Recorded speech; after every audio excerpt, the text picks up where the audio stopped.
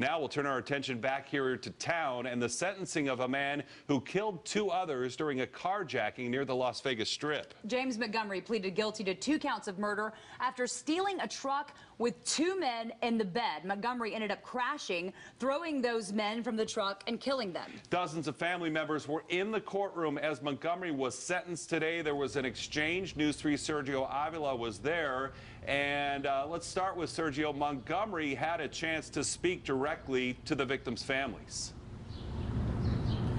James Montgomery stood up, addressed the victims, and owned up to his mistake. And we also heard from family members of those 2 victims, Jesus Magdaleno and his soon-to-be brother-in-law, Brandon Cruz. And for this family, although it happened almost 2 years ago, these wounds are still very fresh.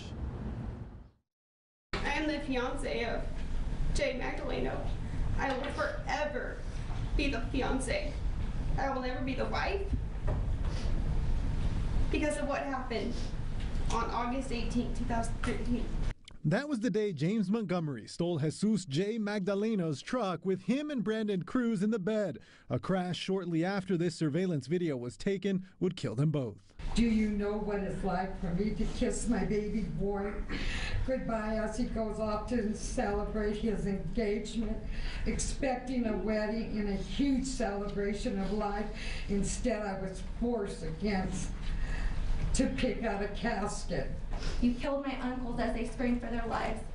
I was forced to hear the tapes as they screamed for help on the 911 calls. Hey, 911, we're on the road, come back, door, we're on the road. Nothing but fear in their voices. There was my hero, gone forever.